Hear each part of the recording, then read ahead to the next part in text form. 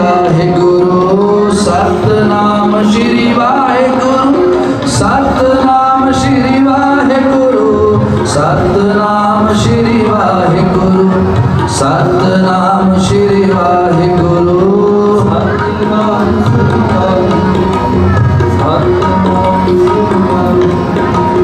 Satnam Shri Waheguru Satnam Shri Waheguru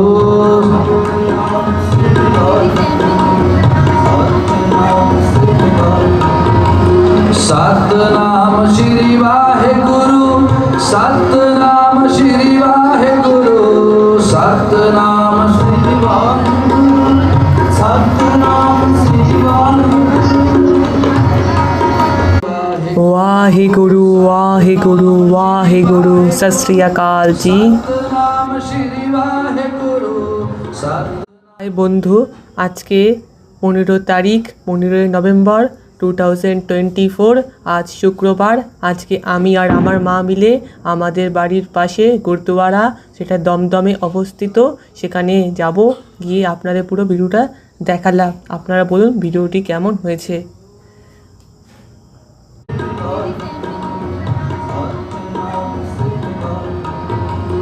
Satnam Shri Waheguru Satnam Shri Waheguru Satnam